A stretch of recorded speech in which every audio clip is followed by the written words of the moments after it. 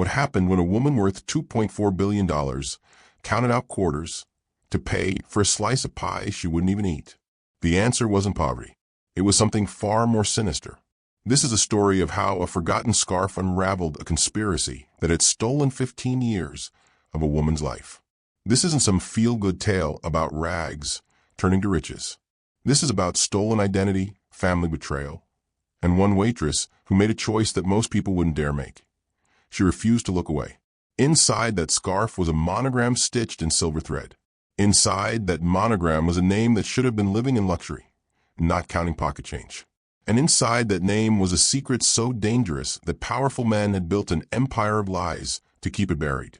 A secret that reached boardrooms, government offices, and the highest levels of corporate America.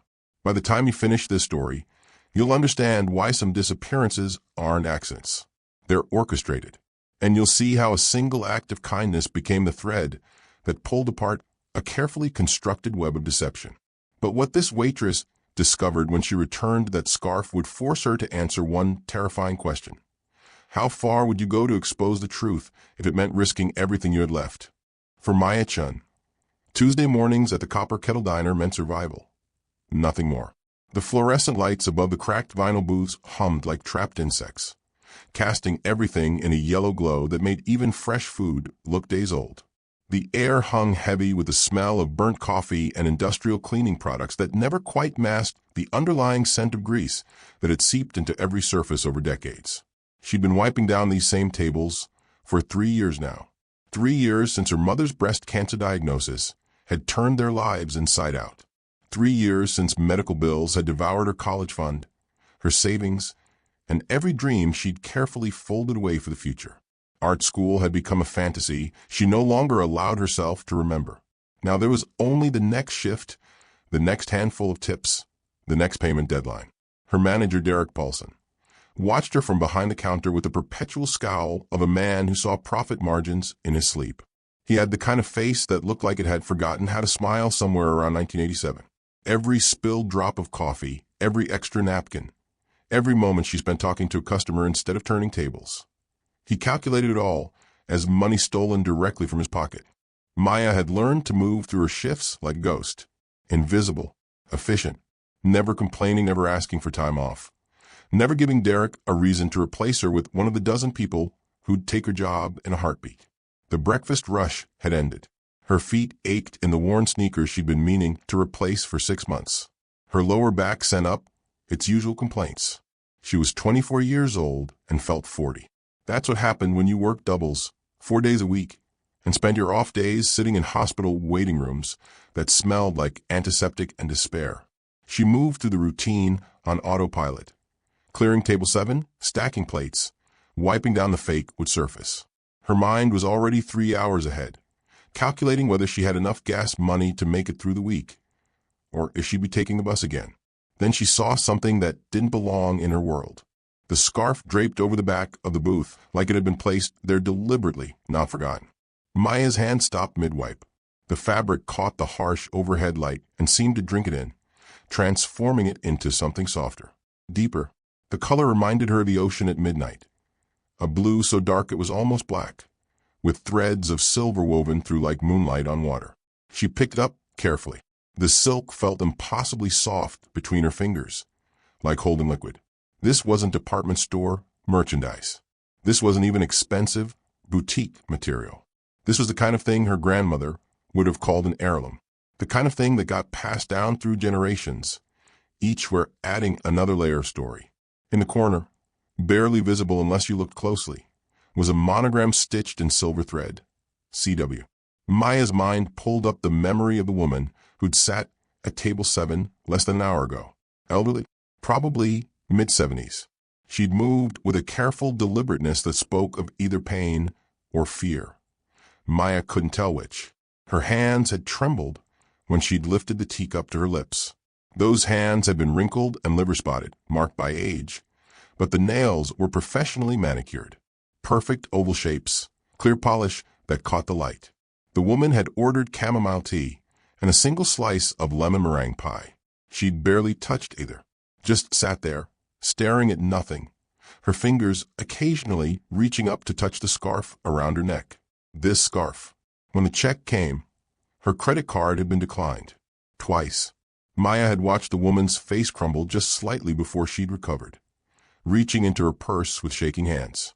She'd counted out the payment in quarters. Not bills. Quarters?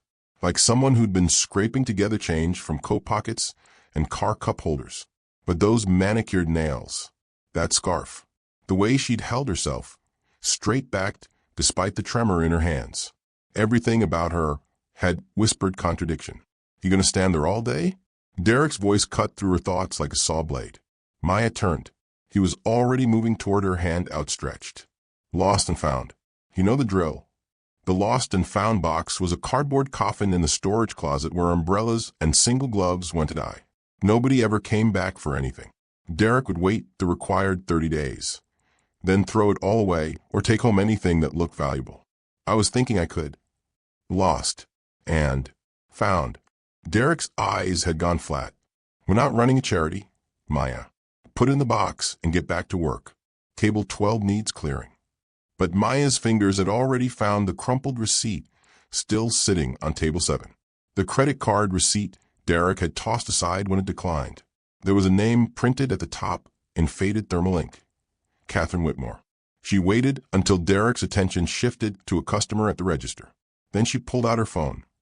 The screen cracked in 3 places from a drop she couldn't afford to fix, and typed the name with one hand while pretending to clear glasses with the other. The first Google result loaded slowly on her dying battery. Then Maya's breath caught in her throat. Catherine Whitmore, tech heiress, founder of Whitmore Technologies. Estimated net worth, $2.4 billion. Maya's cracked phone screen revealed something impossible. The woman who'd counted quarters at table 7 shouldn't exist. Not according to what Maya was reading. Catherine Whitmore had disappeared from public life 15 years ago. The articles from that time painted a tragic picture. A tech industry titan brought low by grief. Her only son, Michael Whitmore, had died in a car accident. Single vehicle collision on a rainy night outside Portland. Blood alcohol level twice the legal limit. He'd been 28 years old. 2 weeks after the funeral, Catherine had been declared mentally incompetent.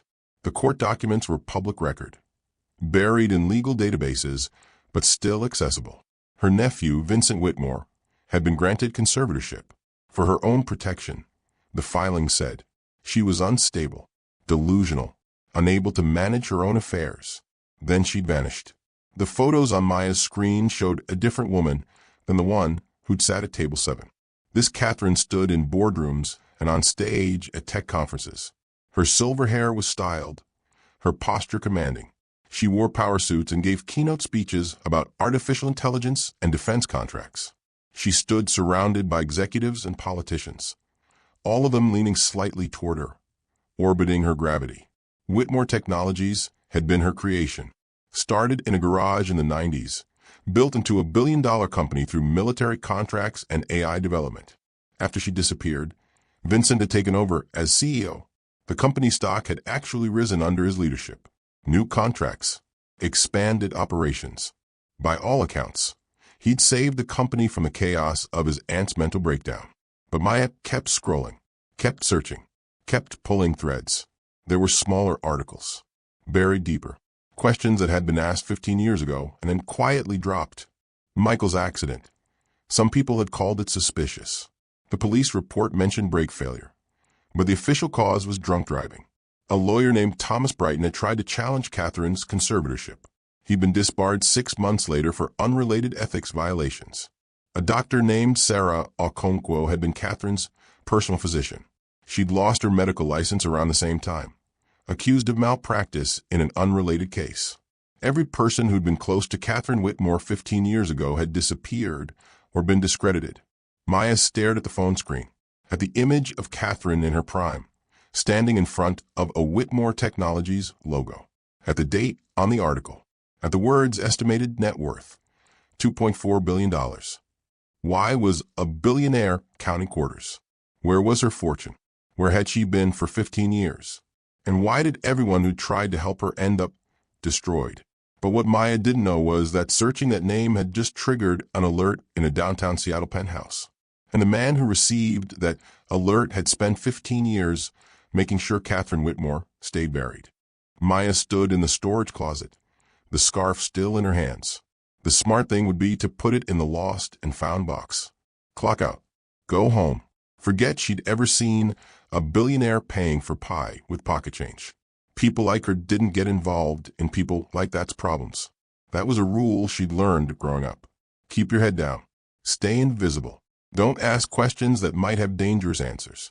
Her fingers kept tracing the monogram, CW silver thread, on midnight silk. She thought about her mother, about sitting in those hospital waiting rooms, watching nurses and doctors rush past a deal with patients whose insurance was better, whose names carried weight, about the careful way her mother counted pills to make them last longer, about the resignation in her eyes when she talked about treatment options they couldn't afford. Her mother had been invisible too. Still was. Maybe that's why Maya couldn't let this go, because she knew what it felt like to disappear while still breathing, to become a ghost in your own life. She pulled out her phone again, zooming in on the scarf. That's when she noticed something else. Below the monogram, so small she'd almost missed it, was another detail embroidered in the same silver thread. Numbers. Coordinates. 47.6587 degrees north, 122.409 degrees west. Maya's hands were steadier than they should have been as she photographed the scarf from every angle. The monogram, the coordinates, the way the light caught the silver thread. Then she typed the numbers into Google Maps. The pin dropped in the Magnolia neighborhood, Seattle's old money enclave, where tech executives and attorneys lived in houses that cost more than most people earned in a lifetime. The address belonged to a building called Harborview Manor. Maya had made her decision before she fully realized it. She'd return the scarf. She'd find out why a woman worth billions was counting quarters. She'd look Catherine Whitmore in the eye and see if the broken woman from Table 7 matched the powerful figure from those photos. And if something was wrong, if someone had stolen 15 years of this woman's life, Maya would make sure the truth came out.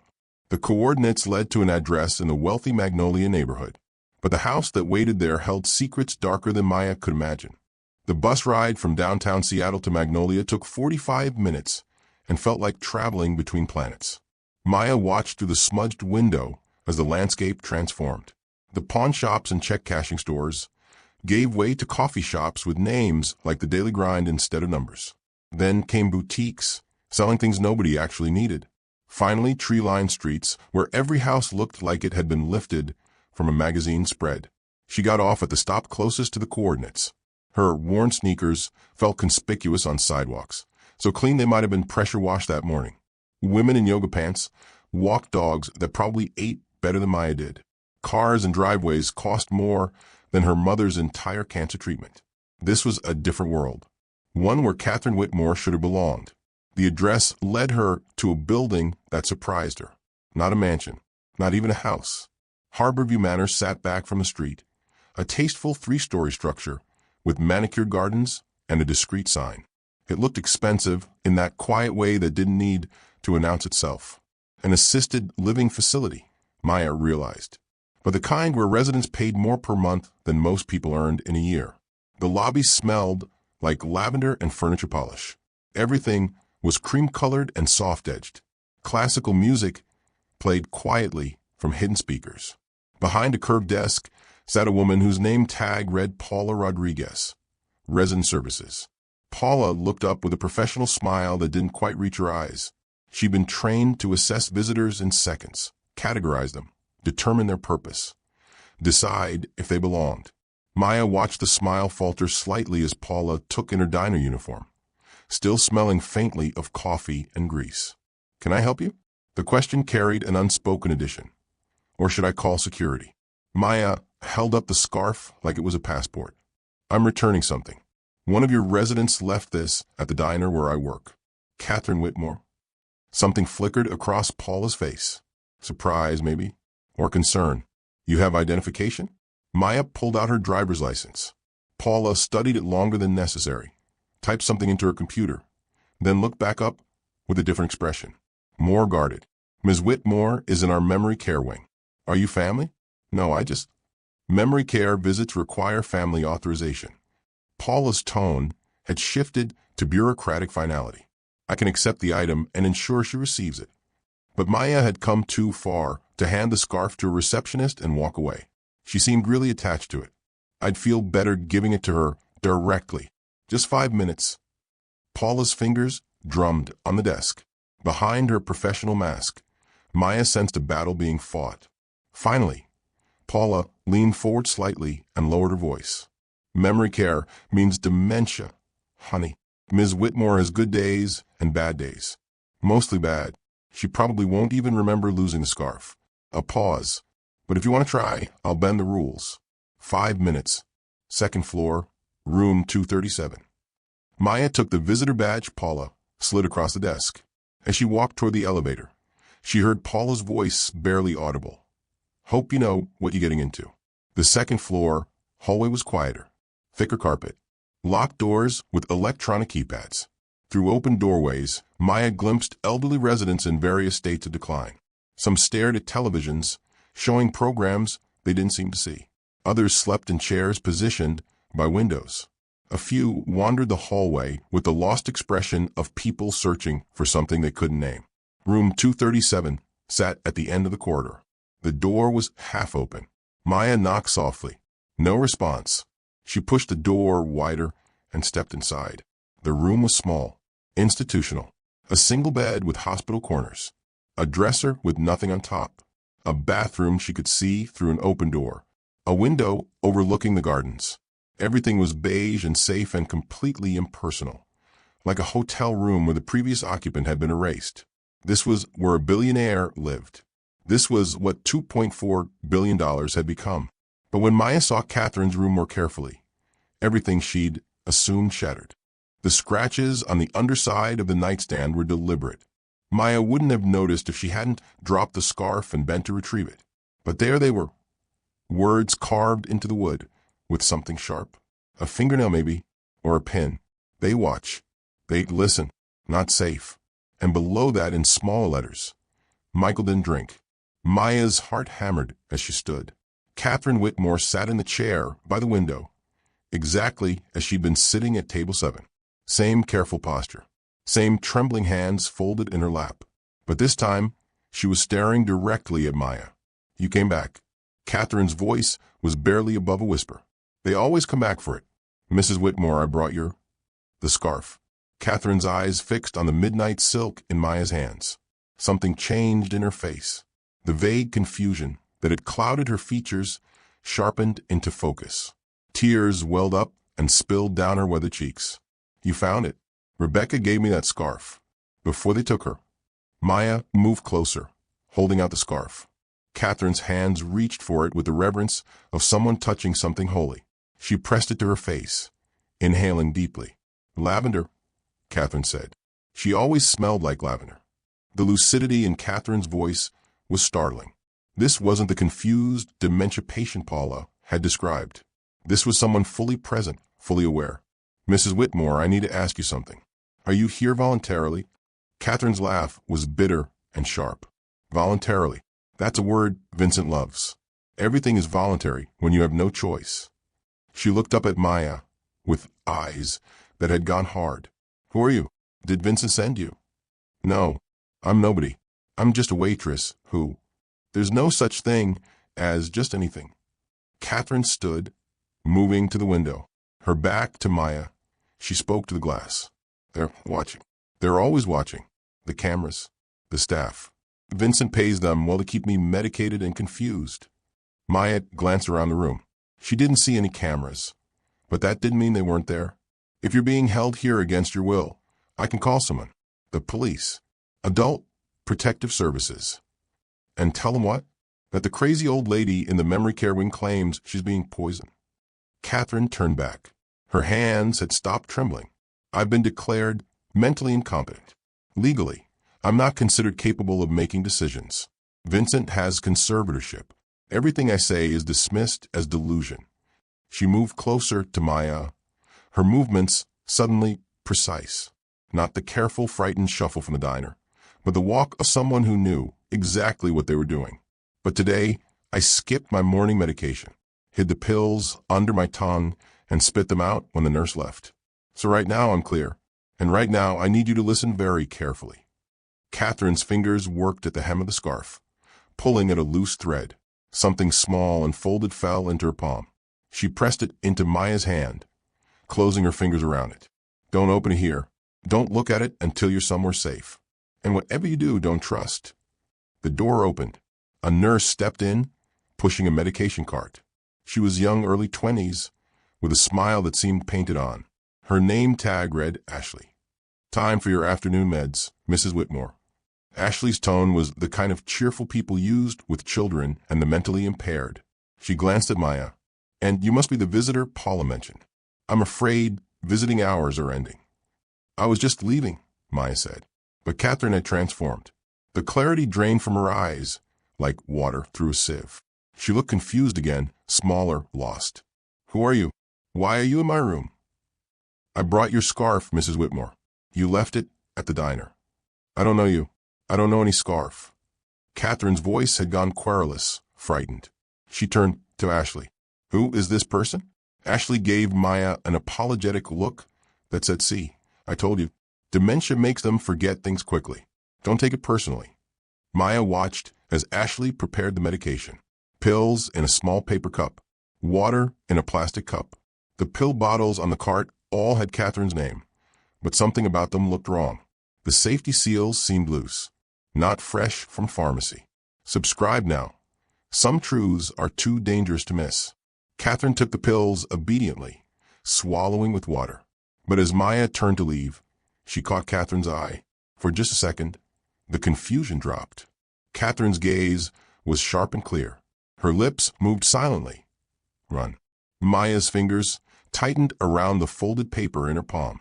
She walked out of room 237, down the hallway, past Paula's desk, and out into the afternoon sun.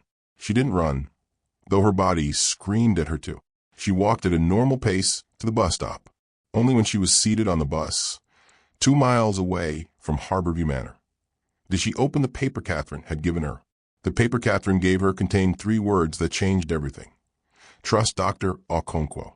Maya's studio apartment in the University District felt smaller than usual. One room that served as bedroom, living room, and kitchen. A bathroom so tiny you could shower and brush your teeth simultaneously if you wanted. The kind of place that was meant to be temporary, but had somehow become permanent. She locked the door, checked it twice, then sat on the edge of her bed and unfolded Catherine's note completely. 3 words on one side, trust Dr. Okonkwo. But the other side had more. An address in Tacoma, a phone number, and a date written in shaky handwriting. October 15th, 2010. Maya's fingers flew across her cracked phone screen. October 15, 2010. The day before Catherine Whitmore disappeared from public life. Dr. Sarah Okonkwo's name appeared in dozens of news articles from that time. Catherine's personal physician for over a decade. Then suddenly, medical license revoked. Malpractice charges. A patient had died under her care, the articles said. Negligence. She'd been struck from the medical register. Her career destroyed. But the timeline bothered Maya. The patient death that ended Dr. Okonkwo's career happened on October 20th, 2010. 5 days after the date on Catherine's note. 5 days after Catherine disappeared. 3 days after Catherine was declared incompetent. Maya dug deeper. The malpractice case had been settled out of court. No trial, no public examination of the evidence. Just a quiet settlement, a revoked license, and a doctor who vanished from the medical profession. The conservatorship papers were public record. Maya read through the legal language that might as well have been a foreign dialect. But the basics were clear. Vincent Whitmore, Catherine's nephew, had petitioned the court. 2 doctors had signed affidavits stating Catherine was mentally unfit. One of those doctors worked for a psychiatric practice that received significant funding from Whitmore Technologies. The other doctor had died 6 months later. Heart attack. Financial records showed Whitmore Technologies' stock price on the day the conservatorship was granted. Then the price 6 months later. A 40% increase. New government contracts. Expanded operations. Vincent had taken a company his aunt built and transformed it into something even more valuable. Or had he just stopped pretending the money was hers? Maya found financial filings buried in SEC documents. In the past 15 years, Catherine's estate had paid out millions. Medical care at Harborview Manor, legal fees, management fees to Vincent for handling the conservatorship. The numbers were staggering. But where was the $2.4 billion? Then Maya found it, a forum post from 3 months ago on a conspiracy theory website. Most of the posts there were garbage, aliens, and government mind control. But one thread had been deleted by moderators for being potentially libelous. Maya found it cached in an internet archive. The username was TruthSeeker47. The post read, "If you're reading this, my Aunt Catherine Whitmore is being held against her will. My cousin Vincent has stolen her fortune and imprisoned her in a facility where she's being kept docile with medications. I've tried to reach her. I've tried to hire lawyers. Vincent's connections run too deep. He has Senator Marcus Thornton in his pocket. They killed my father. They'll kill me too if I keep pushing. But someone needs to know the truth." The post was dated 3 months ago. Maya searched for more posts from TruthSeeker47. There were none. The account had been deleted the same day the post went up. But that wasn't the whole story. Maya found a deleted forum post from 3 months ago. "If you're reading this, my Aunt Catherine is being held against her will." The email arrived at 11:47 p.m. Maya had been staring at her research for hours, piecing together fragments of a story that felt too big for someone like her to touch. The sender address was a string of random letters and numbers. The subject line was blank, but the message was clear. "You visited Harborview. You're in danger. Meet me. Tomorrow, 2 p.m., Pike Place Market near the fish throwers. Come alone. A friend." Maya's first instinct was to delete it. This was how people got hurt. This was how waitresses who stuck their noses where they didn't belong ended up in headlines about tragic accidents. But she thought about Catherine's face, the moment of clarity, the desperate way she'd pressed that note into Maya's palm. Run, she'd mouthed. Catherine had tried to warn her, tried to save her, and Maya had a choice. Run and stay safe, or walk toward the danger because someone needed help. Her mother would tell her to run. Her mother would say some battles weren't hers to fight. But her mother had also taught her that looking away from injustice made you part of the problem. Maya typed back, "I'll be there." Pike Place Market at 2 p.m. on a Wednesday was crowded enough to feel safe. Tourists and locals mixed together in a chaos of fish-throwing vendors, flower stalls, and street musicians. Maya positioned herself near the famous fish market, where workers threw salmon back and forth like footballs, keeping one eye on the crowd. At 2:03, a woman approached. Mid-20s, dark hair pulled back in a ponytail, wearing jeans and a Seahawks hoodie. She looked normal, unthreatening, but her eyes scanned the crowd with the alertness of someone who'd learned to watch for danger. "Maya-chan?" the woman asked quietly. Maya nodded. "Walk with me. Don't stop moving." They moved through the market, just 2 women shopping. The woman spoke without looking at Maya. "My name is Lily Morrison, and I need to know why you're interested in Catherine Whitmore." I returned her scarf. "That's all." "That's not all." Lily pulled out her phone, showed Maya a photo. It showed Maya entering Harborview Manor, timestamped yesterday. Vincent's security team has been watching the facility. They flag any unusual visitors. You triggered their system. Maya's blood went cold. "Who are you?" Lily stopped at a flower stall, pretending to examine roses. When she spoke, her voice cracked slightly. "Catherine Whitmore is my grandmother, and until 2 years ago, I didn't know I existed. The person who met her there wasn't a friend. It was someone who claimed to be Catherine's granddaughter. A granddaughter everyone believed was dead." Lily Morrison bought 2 coffees from a vendor and handed one to Maya.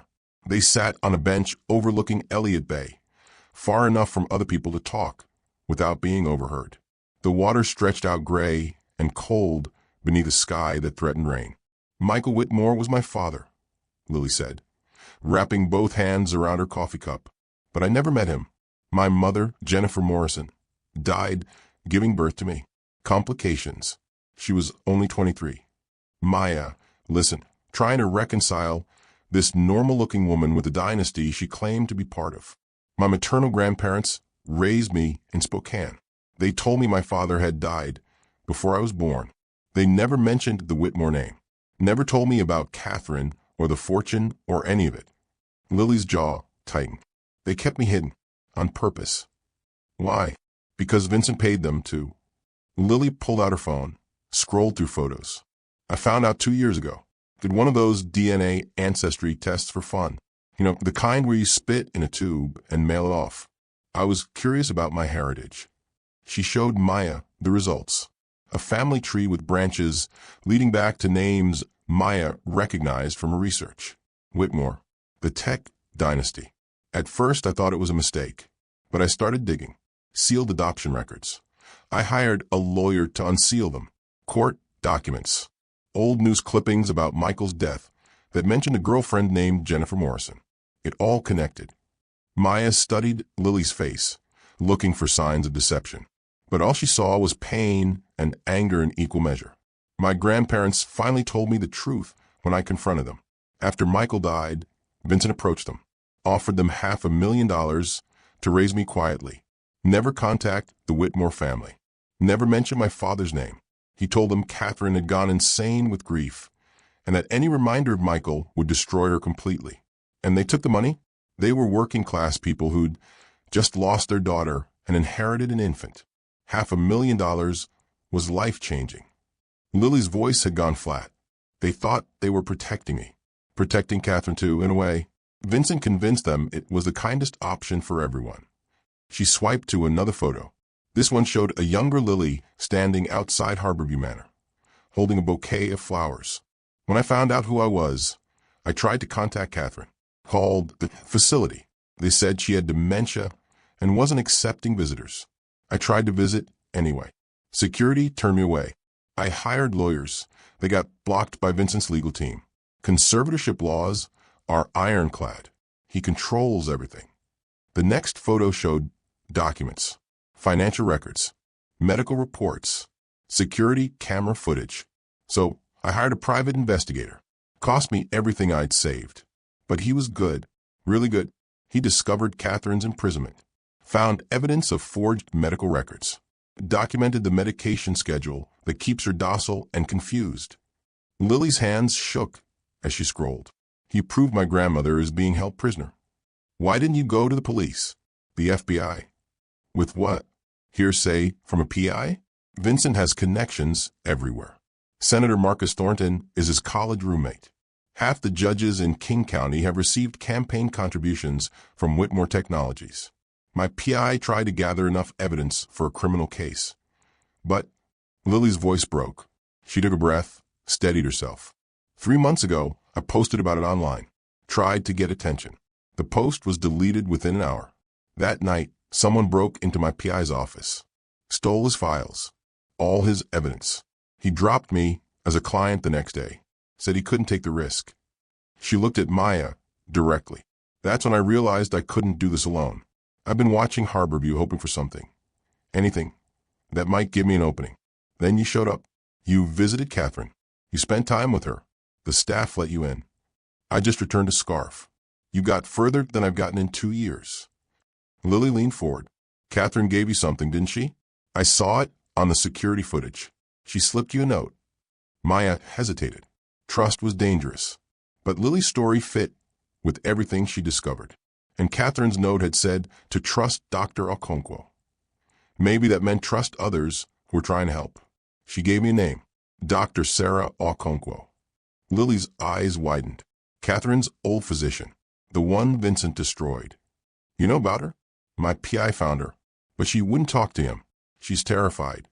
Maya made a decision. She pulled out her phone, showed Lily the research she'd compiled, the timeline, the financial records, the suspicious deaths, and destroyed careers surrounding Catherine's disappearance. Lily's expression shifted from surprise to something fierce. Hope, maybe, or determination. You found more in 2 days than I found in 2 years. You had resources. I just had free Wi-Fi and insomnia. A small smile cracked Lily's face. Then it faded. Vincent's security team will come after you. They came after everyone who got too close. Let them, Maya said. The words surprised her, but she meant them. I'm tired of being invisible. I'm tired of people like Vincent taking whatever they want from people who can't fight back. Lily studied her for a long moment. Then she held out her hand.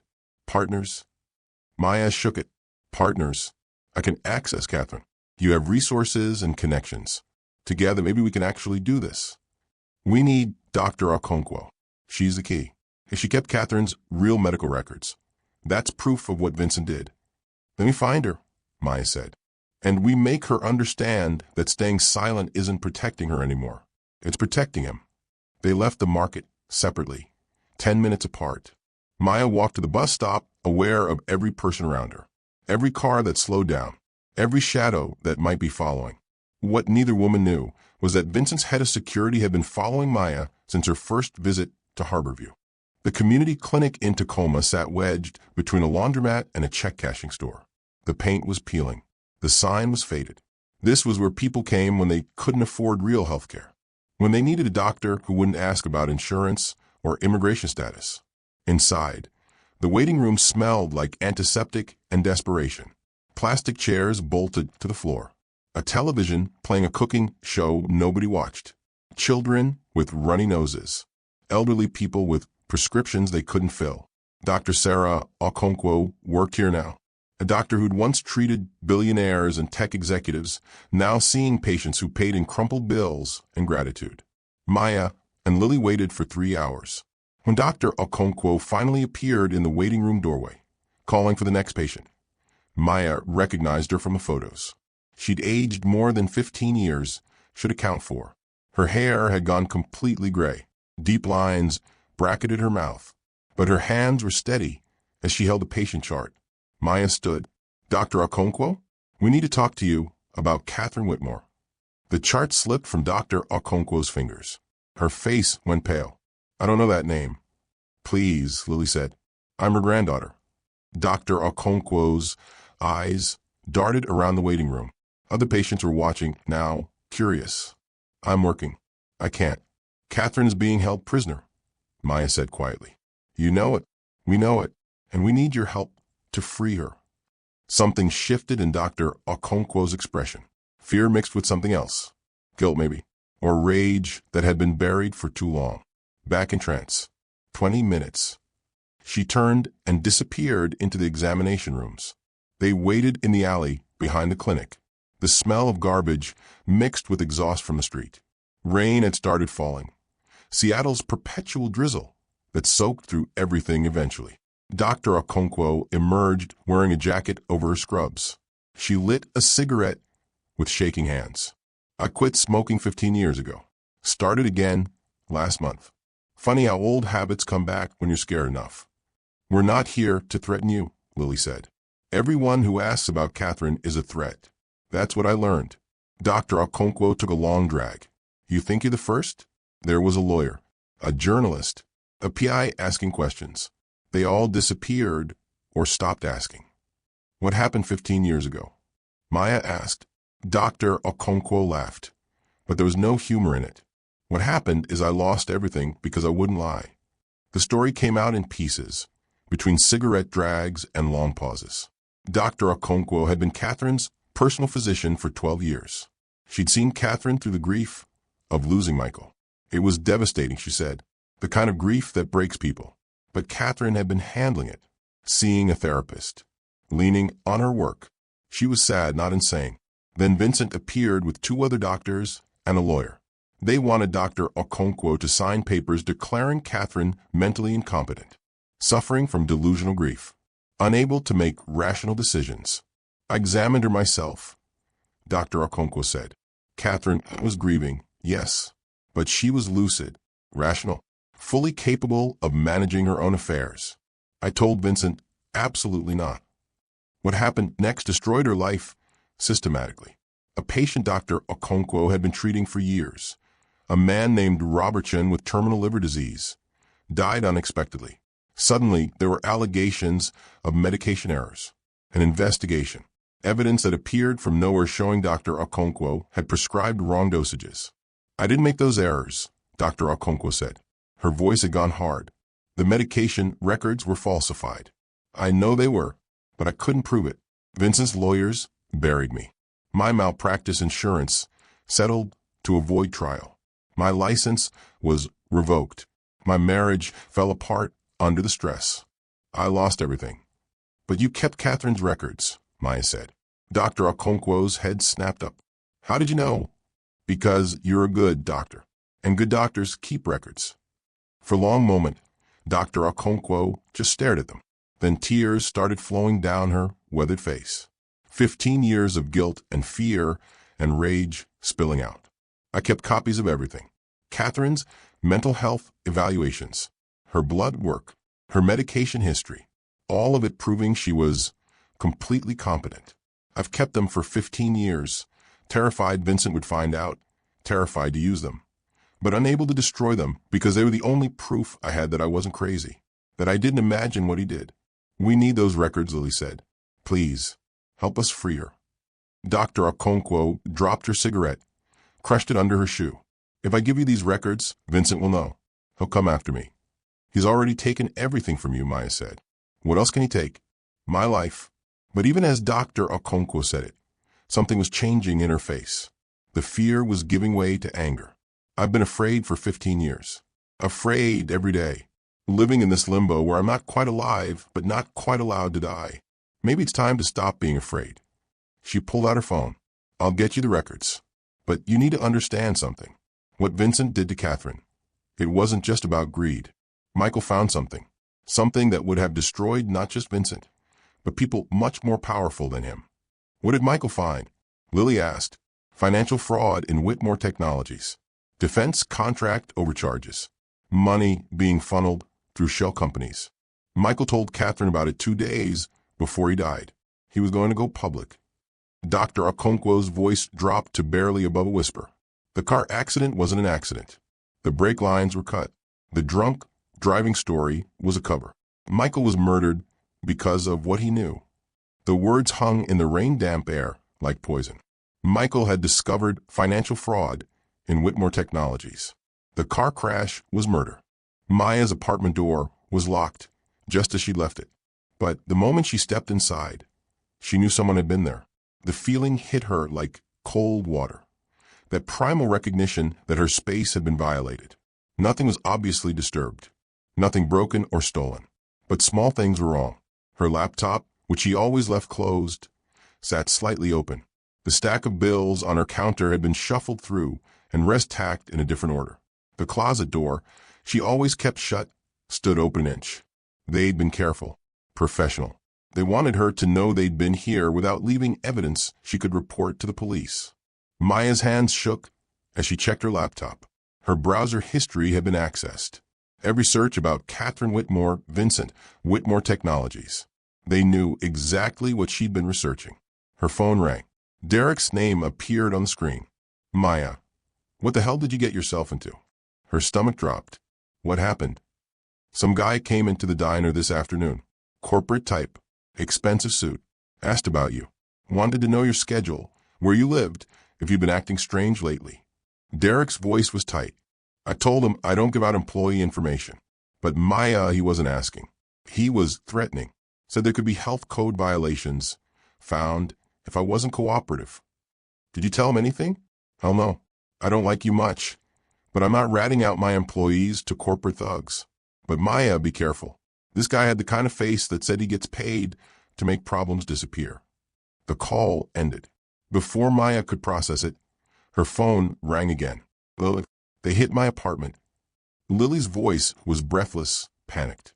I came home and everything's trashed. They took my laptop. All my PI's files that I'd backed up. Everything. Mine too. They were more subtle about it. This is Vincent. He knows we're working together. He knows we talked to Dr. Okonkwo. A pause. Maya, I'm scared. Maya was scared too. But fear was giving way to something else. Anger. She'd spent 3 years being afraid. Afraid of losing her job. Afraid of not making rent. Afraid of her mother dying. Fear had become her default setting. But this was different. This was someone trying to intimidate her back into invisibility. And she was done being invisible. We move faster, Maya said. They're trying to scare us into backing off. Which means they're scared of what we might find. We get Catherine out of that facility. We record her testimony. We go public before they can stop us. If they're willing to break into our homes, what else are they willing to do? It was a fair question, a terrifying question. But Maya thought about Catherine counting quarters, about Dr. Okonkwo losing 15 years to fear, about Michael Whitmore's brake lines cut on a rainy night. I don't know, but I know what happens if we stop. They win. Catherine stays imprisoned. Vincent keeps her fortune. And everyone who tried to help disappears from a story. Silence on the other end. Then, okay, tomorrow night, I know someone with a cabin in the Cascades, completely off-grid. We extract Catherine, take her there, record everything. Then we release it to every news outlet simultaneously. They can't stop all of them. How do we get her out? Leave that to me. I've been planning this extraction for months. I just needed someone on the inside. A pause. Can you get back into Harborview? Paula, the receptionist. I think she suspects something's wrong. I think she'll help. They finalized the plan. Extraction tomorrow at 9 p.m. during shift change when the facility was most chaotic. Maya would distract the staff. Lily would wheel Catherine out through the service entrance, disguised as a transport patient. After the call ended, Maya packed a bag, clothes, her laptop, the notes she'd printed out. She couldn't stay in her apartment tonight. They knew where she lived. She was halfway to the door when her phone buzzed with a text from an unknown number. Back off while you still can. Catherine Whitmore is exactly where she belongs. This is your only warning. Maya deleted the text, grabbed her bag, walked out into the Seattle night. But Vincent Whitmore wasn't just watching.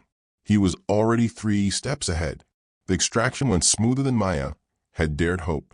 Paula, the receptionist, had taken one look at Maya's face and understood. She disabled the keycard alarm on the service entrance for exactly 7 minutes during the shift change. That's all they needed.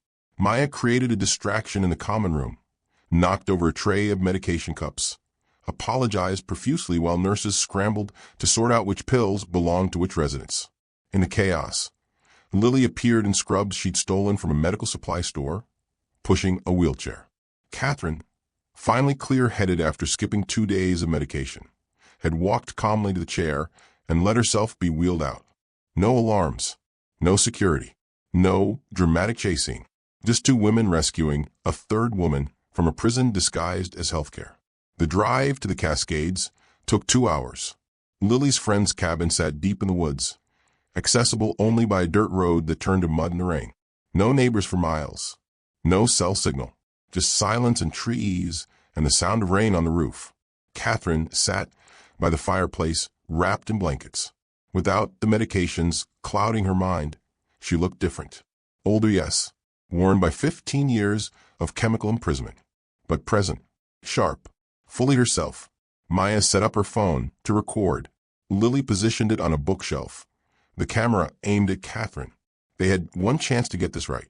Tell us everything, Maya said, from the beginning. Catherine's voice was steady as she spoke into the camera.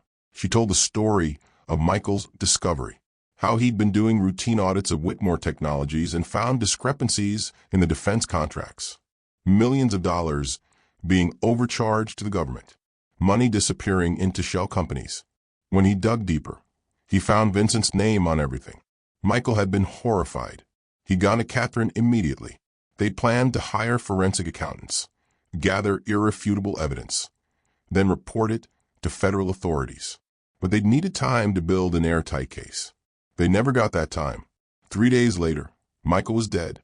Brake lines cut. Police ruled it an accident, drunk driving. The autopsy showed alcohol in his blood. But Catherine knew Michael rarely drank. She demanded a second autopsy, was denied. Within days, Vincent appeared with doctors and lawyers. Catherine had tried to fight, had tried to expose what Vincent had done. But suddenly she couldn't think clearly. Her morning coffee tasted bitter. She'd started forgetting things, losing time. The doctors Vincent brought in declared her delusional, paranoid, incapable. Dr. Okonkwo had been her only ally. But when she'd refused to sign the competency papers, Vincent had destroyed her too. Catherine had been imprisoned at Harborview for 15 years, drugged into compliance, isolated. Her fortune slowly drained to fund Vincent's empire and pay off everyone who needed to stay quiet about what he'd done. The recording lasted 45 minutes. Catherine's testimony was clear, detailed, devastating. Combined with Dr. Okonkwo's medical records, they had proof. Real proof. Maya stopped the recording. Lily backed up the file to 3 different cloud services. They had it. After 2 years of Lily searching and 2 days of Maya digging, they finally had everything they needed to destroy Vincent Whitmore. For the first time since this started, Maya felt hope. They'd done it. They'd actually done it. Then Catherine said something that froze their blood. Vincent didn't do this alone. He couldn't have. There's someone else. Someone with more power than money can buy. Catherine's words hung in the air like smoke. Someone with more power than money. Maya and Lily exchanged glances, neither wanting to ask the obvious question. But Catherine was already reaching for her bag, pulling out a photograph that looked like it had been folded and unfolded 1,000 times. The photo showed 2 young men in college, arms around each other's shoulders, grinning at the camera. One was clearly Vincent, younger, less polished, but unmistakable. The other man had the kind of face that belonged on campaign posters. Square-jawed, confident smile, eyes that looked directly at the camera like he owned it. Marcus Thornton, Catherine said. Now Senator Marcus Thornton from Washington State. Vincent's college roommate at Stanford. They've been partners in everything since 1995. Maya's stomach dropped. She'd seen that face on television, on billboards. Senator Thornton was running for vice president on a platform of defense spending and technological innovation. The polls showed him leading. Vincent and Marcus built their careers together, Catherine continued. Her voice had taken on the quality of someone reciting facts she'd memorized during long, drug nights. Vincent built the company. Marcus built the political connections. When Whitmore Technologies started bidding for defense contracts, Marcus made sure we won them. Favorable terms, minimal oversight, lucrative deals that made both of them very wealthy. She set down the photograph and picked up another document. Maya recognized it as one of the pages Michael had found. Financial records showing shell companies with names that sounded legitimate but meant nothing. Michael discovered the fraud in March 2010. Whitmore Technologies was overcharging the Department of Defense by millions on every contract. The extra money was being routed through shell companies. Untraceable. Except Michael traced them. Every single shell company led back to Marcus Thornton's family trust. Lily leaned forward. How much money are we talking about? Over $1 billion across 15 years. Government money being stolen and funneled into offshore accounts. Michael found the paper trail. He documented everything. He was going to turn it over to the FBI.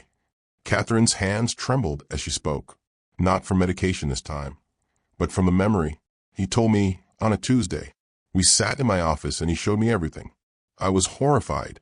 This wasn't just corporate fraud. This was treason. Stealing from defense budgets while soldiers died overseas.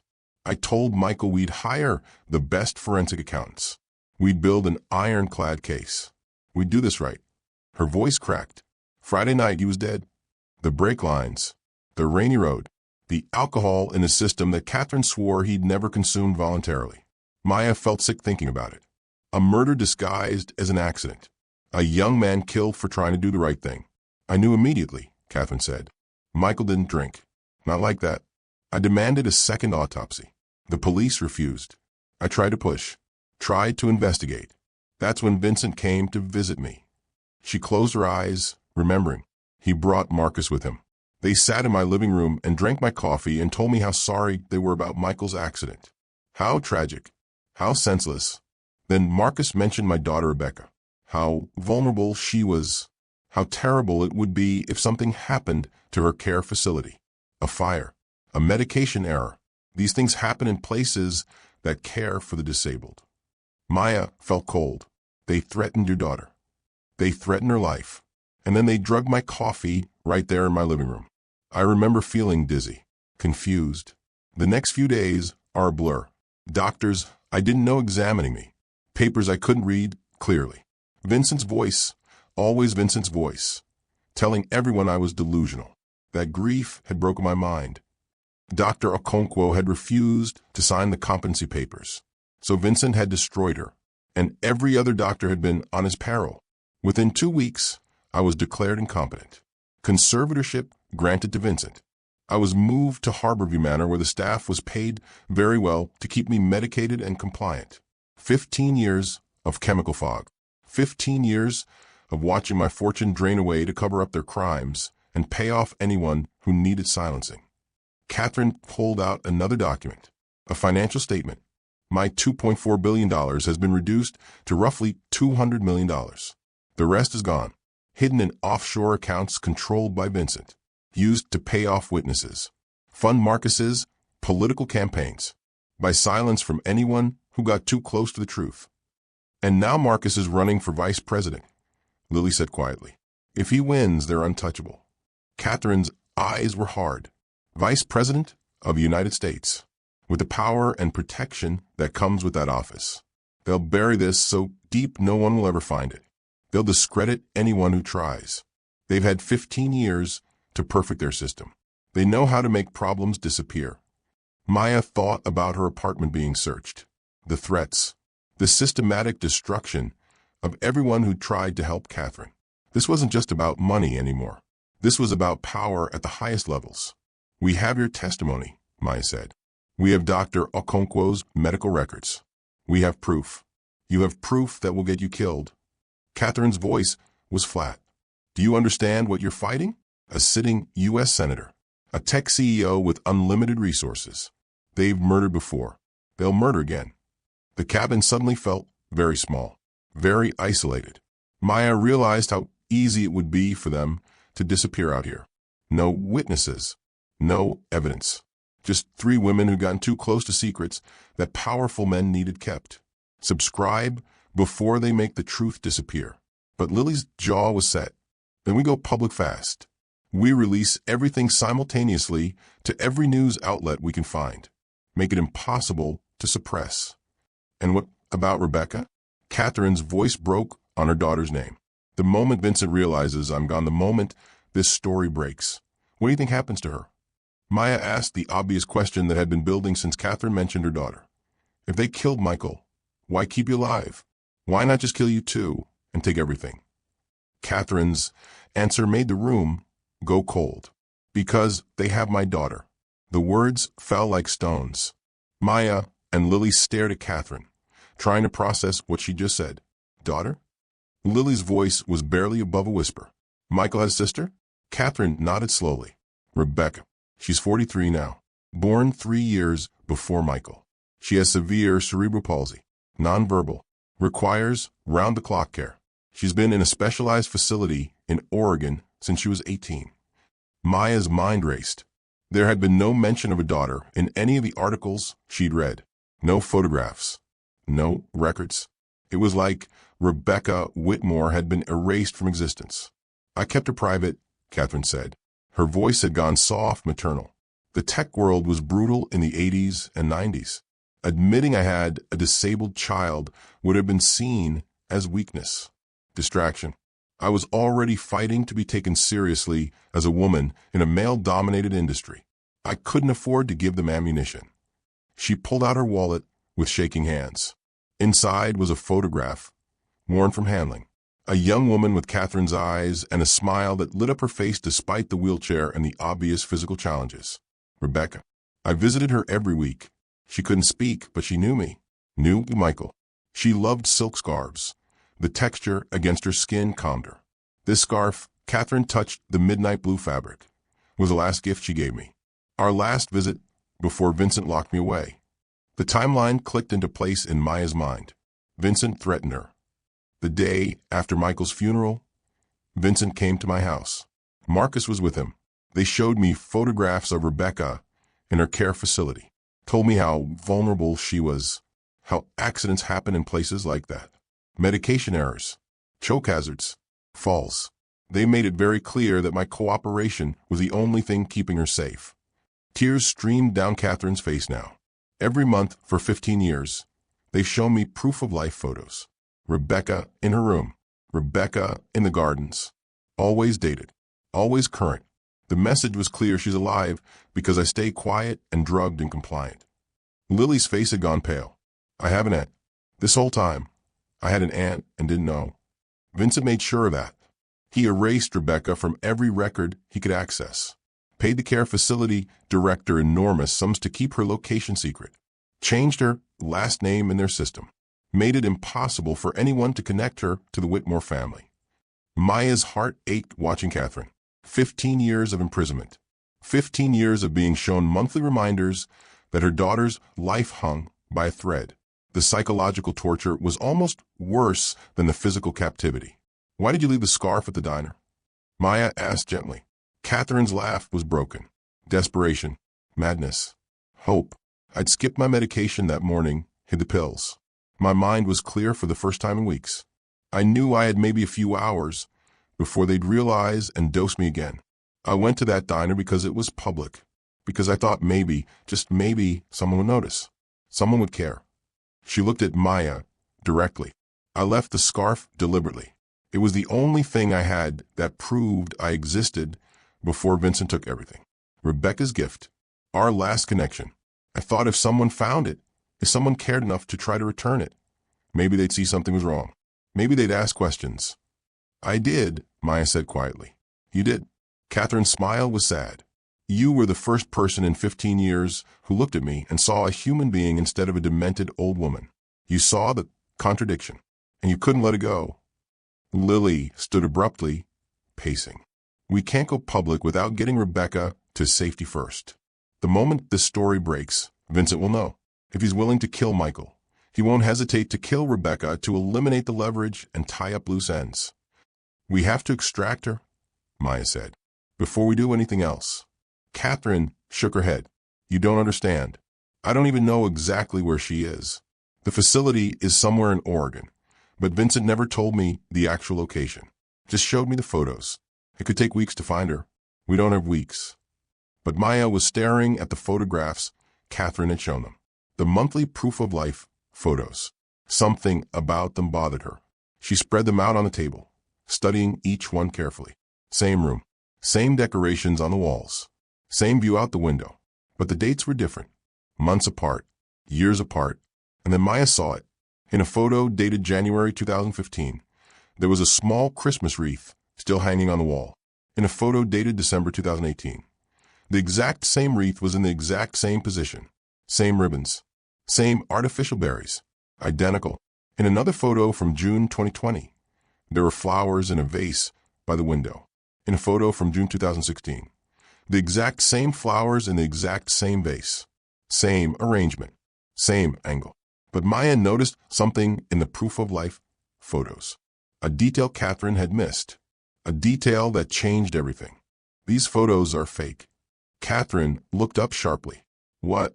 Maya spread the photographs across the cabin's wooden table, pointing to specific details. "Look at the backgrounds, the decorations, the objects in the room. They repeat exactly. This Christmas wreath in 2015 is identical to this one from 2018. Same position, same angle, same everything."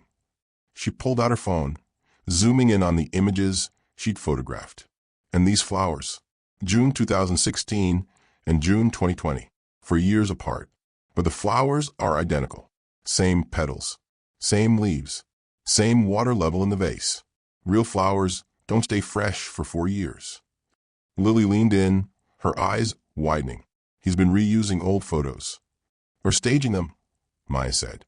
"Creating a few master images, and then doctoring the dates. Making you think Rebecca was being photographed monthly when really he could have taken these photos once and just kept showing them to me with different dates."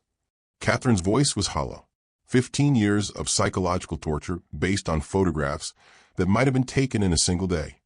The implications crashed over them like a wave. If the photos were fake, then Vincent's threats might be hollow. Or worse, Rebecca might already be dead, and Catherine had been imprisoned for nothing. "We need to find her," Lily said. She was already on her laptop, typing rapidly.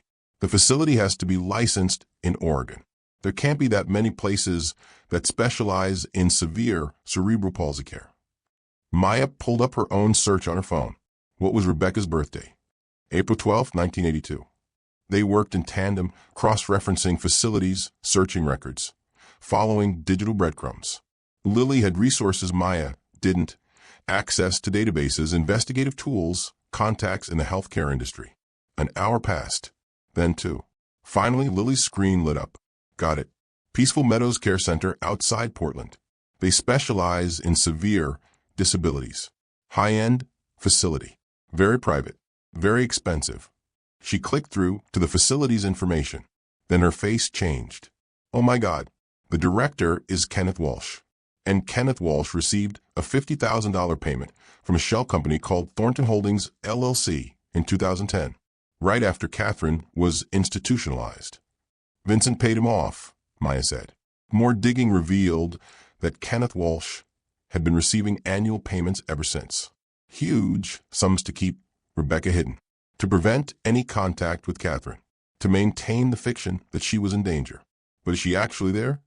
Catherine's voice trembled. Is she alive? Lily made a phone call. Maya watched her work, confident, resourceful, using a fake identity and elaborate story about insurance verification.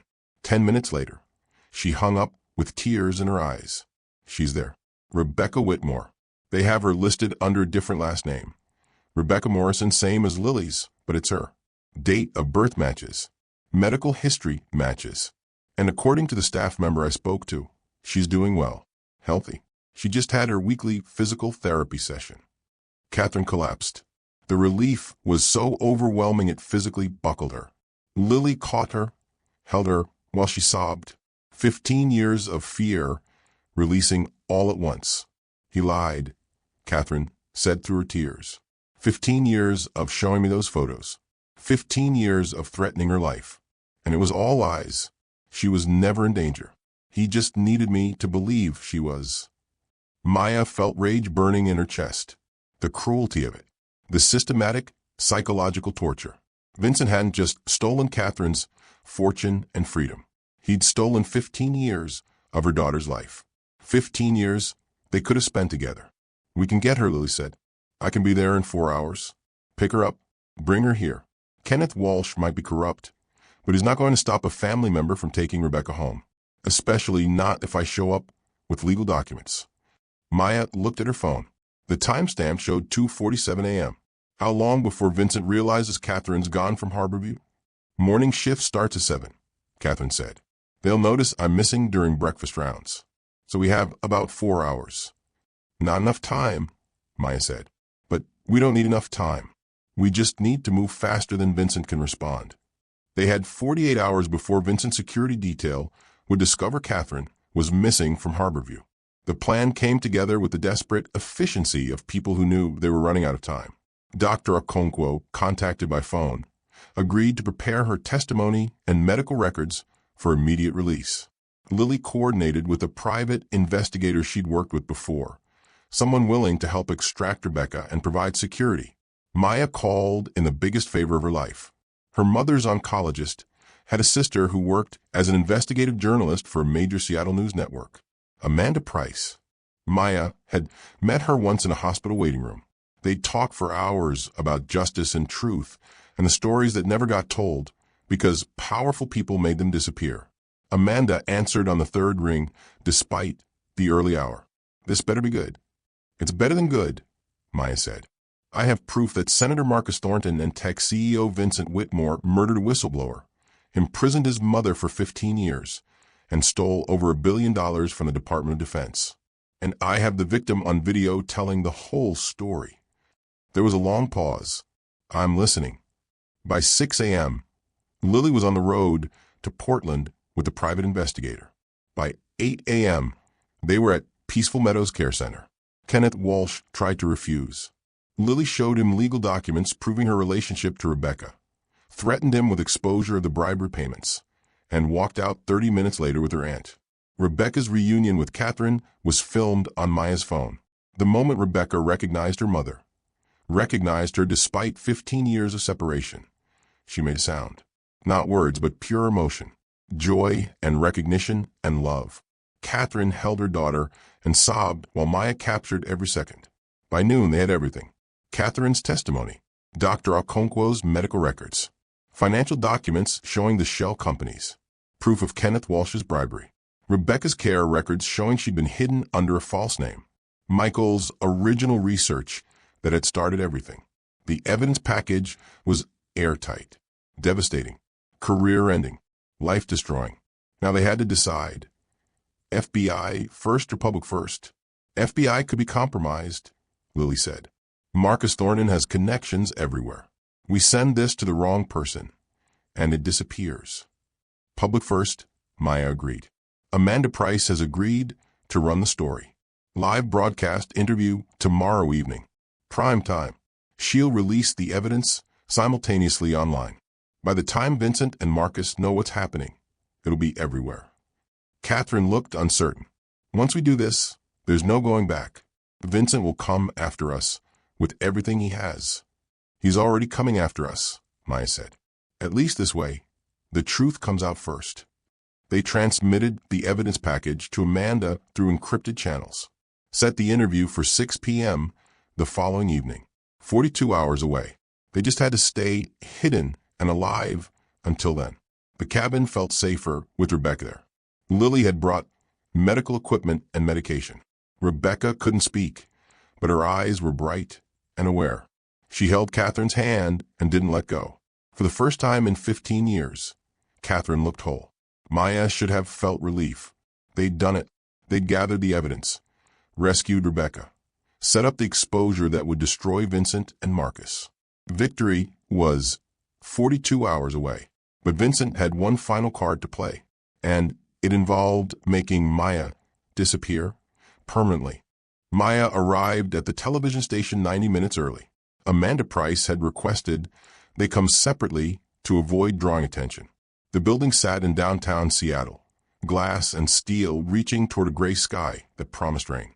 She was crossing the parking garage when footsteps echoed behind her. Fast, purposeful. Before she could turn, a hand clamped on her arm, hard enough to leave bruises.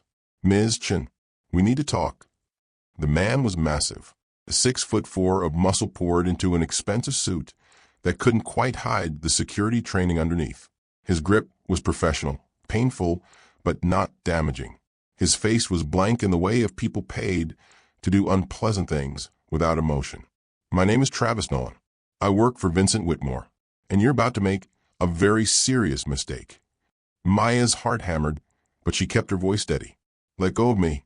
Your mother, Ellen Chin, stage for breast cancer, currently receiving treatment at Harbor Medical Center. Very expensive treatment. Treatment that could disappear if certain people made certain phone calls. The threat was delivered calmly, matter of fact, like he was discussing the weather instead of threatening to kill Maya's mother by cutting off her medical care. You walk away right now. You forget everything you think you know about Catherine Whitmore. You go back to your quiet little life. Your mother gets to keep her treatment. Everyone wins. Maya looked at Travis Nolan's blank face, at the hand still gripping her arm, at the security camera mounted on the wall behind him that was hopefully recording this entire conversation. And she thought about her mother, about the woman who'd worked 2 jobs to give Maya opportunities, who'd taught her that looking away from injustice made you complicit in it, who'd raised her to believe that some things mattered more than comfort or safety. My mother taught me that some things matter more than safety. Truth is one of them. Travis's grip tightened. Last chance. No. Last chance is yours. Let go of me. Walk away. Because if you don't, you're going to be the one who disappears. You think you're brave? Travis pulled her closer. You're just stupid. You have no idea what. Police. Hands where I can see them. The voice came from behind them. Travis spun, his hand releasing Maya's arm. 2 Seattle police officers stood with weapons drawn. Behind them, Dr. Okonkwo and Lily emerged from the stairwell. Officers, this is Travis Nolan, Lily said calmly. He just threatened my friend and her mother. It's all on security camera, and I believe that constitutes assault and attempted kidnapping. Travis's face finally showed emotion. Panic. He raised his hand slowly as the officers approached. One of them pulled Maya to safety while the other cuffed Travis. You anticipated this, Maya said to Lily. Vincent's predictable. He goes after the weakest link. That's you, no offense. We've had police standing by since yesterday. Maya watched Travis being led away in handcuffs. Vincent's control was crumbling, one piece at a time. The studio lights were hot and bright. Maya sat on a cream-colored couch between Catherine and Lily. Dr. Okonkwo sat in the chair to Catherine's left.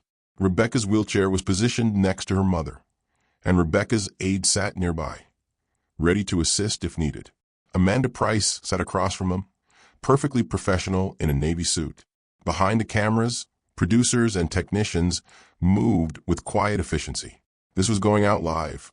6 o'clock news. Prime time. No editing. No chance to suppress the truth before it reached the public. We're live in 3, 2, 1. Amanda's face transformed into the camera-ready version Maya had seen on television. Good evening. Tonight, we're bringing you an exclusive investigation into what may be one of the most shocking cases of fraud, false imprisonment, and conspiracy at the highest levels of government and corporate America. With me are 5 people whose story will change how you think about power, justice, and the price of truth. Catherine told her story. 15 years condensed into 15 minutes of testimony so clear, so detailed, so devastating that Maya could see the producers behind the cameras exchanging glances. This was bigger than they'd imagined. Dr. Okonkwo corroborated everything, showed the medical records, explained how Catherine had been drugged into compliance, how anyone who tried to help her had been systematically destroyed. Lily presented the financial documents, the shell companies, the overcharges to the Department of Defense, the money trail leading directly to Senator Marcus Thornton. The evidence wasn't just compelling, it was irrefutable. Maya watched the monitor showing the live broadcast. Her phone started buzzing immediately. Twitter was exploding. Hashtag Justice for Catherine was trending within minutes. Then hashtag Whitmore fraud. Then hashtag Thornton scandal. The interview lasted 45 minutes. Amanda presented every piece of evidence. Catherine's voice never wavered. Rebecca sat beside her mother, holding her hand, and that image, the disabled daughter reunited with her imprisoned mother, became the photograph that would define the story. As the interview ended, Amanda addressed the camera directly. We've reached out to Vincent Whitmore and Senator Thornton for comment. Vincent Whitmore declined through his attorney. Senator Thornton has called an emergency press conference for 8 o'clock tonight. We'll bring you that live as well. The red light went off. They were no longer broadcasting, but the damage, or rather, the truth was already spreading like wildfire. Maya's phone showed the news alerts piling up. Every major outlet was picking up the story. CNN, MSNBC, Fox News, The Washington Post, The New York Times. It was everywhere. Vincent's press conference at 8 was a disaster. He stood behind a podium, flanked by lawyers, and delivered carefully crafted denials that sounded hollow against the weight of evidence. He called Catherine's accusations the delusions of a sick woman, called Dr. Okonkwo a disgraced doctor seeking revenge, called Maya and Lily opportunists trying to exploit a family tragedy. But social media wasn't buying it. Neither was the public. The evidence was too clear, the testimony too powerful, the photographs of Catherine and Rebecca too heartbreaking. Senator Thornton's statement at 9 was worse. He denied everything, claimed ignorance, said Vincent had acted alone and without his knowledge. But reporters were already digging, already finding the connections. The shell companies with his family name, the campaign contributions from Whitmore Technologies, the timeline that made his denials impossible. By 10 o'clock, the FBI had announced a formal investigation. By midnight, Vincent Whitmore was in custody, arrested on charges of fraud, false imprisonment, and conspiracy. Senator Thornton's campaign had suspended operations pending the investigation. Truth had a way of winning when it finally saw daylight.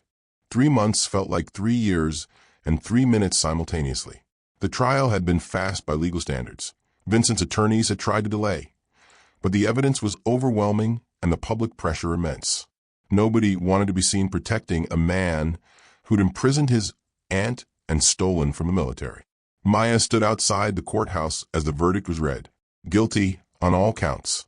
Fraud, false imprisonment, conspiracy to commit murder. Vincent Whitmore was sentenced to 35 years in federal prison. No possibility of parole. Senator Marcus Thornton's trial was scheduled for next month, but his political career was already dead. The criminal charges included fraud, conspiracy, and accessory to murder. His name had become synonymous with corruption. The vice presidential campaign he'd been leading had imploded within days of the broadcast. Financial restitution had come swiftly. Catherine's fortune was restored. Every dollar Vincent had stolen, plus damages. The courts awarded her an additional $500 million in punitive damages. Money that should have been hers all along was finally returned. But money wasn't what Catherine had wanted. She stood on the courthouse steps with Rebecca and Lily, and for the first time in 15 years, she looked free. Not just legally free, but truly free. The haunted look had left her eyes.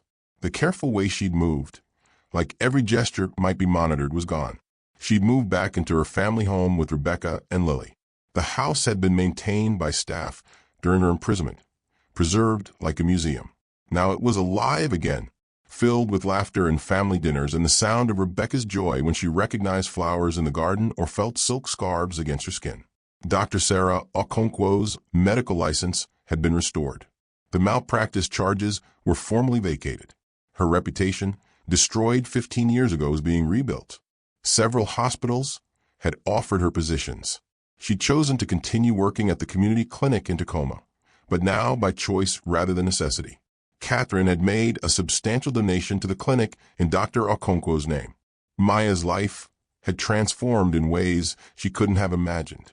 Catherine had established a scholarship fund in Michael's name, full tuition for students pursuing art who'd had to delay their dreams due to family circumstances. Maya had been the first recipient. She was enrolled at the Seattle School of Visual Arts starting in the fall. Her mother's medical bills, all of them, past and future, had been cleared by a gift from Catherine. Not charity, Catherine had insisted. Gratitude. Her mother's treatment was working. The cancer was in remission. They could breathe again. Maya still worked at the Copper Kettle Diner. Part-time now, not necessity. Derek had been bewildered by the entire situation. His waitress on national television, testifying against a senator. But he treated her differently now, with a respect she'd never seen from him before. He'd even given her a raise without being asked. Truth changed things. Justice changed things. And sometimes, against all odds, good people won. The Copper Kettle Diner looked exactly the same. Same cracked vinyl booths. Same fluorescent lights humming like trapped insects. Same smell of burnt coffee and industrial cleaner. But Maya saw it differently now. This place had been the beginning. The place where a forgotten scarf had started everything. She was training a new waitress, a 19-year-old named Sophia, who reminded Maya of herself a year ago. Tired eyes, worn shoes, dreams that seemed impossibly far away. The trick is efficiency, Maya explained, demonstrating how to carry 4 plates at once. But also humanity. See the customers. Really see them. You never know who's sitting in that booth or what they're carrying. An elderly customer at table 7 finished her tea and left. Maya moved to clear the table and noticed something on the seat. A book, hardcover, well-worn. She picked it up. Inside the front cover, a name was written in elegant script, Dorothy Patterson. Maya smiled. She knew exactly what to do. The bells above the diner door chimed. Catherine Whitmore walked in, no longer moving with that careful caution. She walked like someone who owned her own life again. Lily followed behind her, pushing Rebecca's wheelchair. They'd started coming to the Copper Kettle every Tuesday. Same table where Catherine had sat a year ago. The place where everything had changed. Maya brought coffee and pie without asking. Sat down across from Catherine while Sophia covered her other tables. You know, Catherine said, wrapping her hands around the coffee cup, I left that scarf here because I'd lost hope. I thought maybe, just maybe, someone would notice. Someone would care. But I didn't actually believe it. I almost didn't, Maya admitted. Derek wanted me to throw it in the lost and found. Part of me wanted to stay invisible, stay safe. But you didn't. Catherine reached across the table, squeezed Maya's hand. Thank you for seeing me when I was invisible.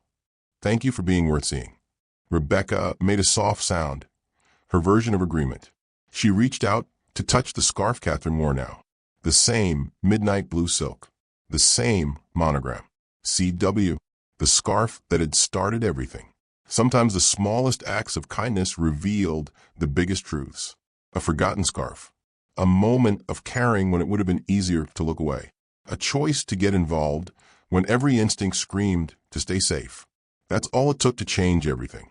Maya looked around the diner, at Sophia learning the rhythms of the work, at the customers in their booths, each carrying their own invisible stories, at Derek behind the counter, still grumpy, but slightly more human than he'd been a year ago. Your hidden value deserves recognition. Your small actions matter more than you know. And it's never too late for truth to win. Catherine raised her coffee cup in a toast. Maya clinked hers against it.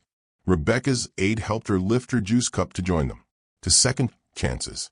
To justice delayed, but finally delivered. To the truth that refused to stay buried. To family reunited. To dreams deferred but not destroyed. To the forgotten scarf that had changed 5 lives and exposed a conspiracy that reached the highest levels of power. And to the waitress who'd refused to look away.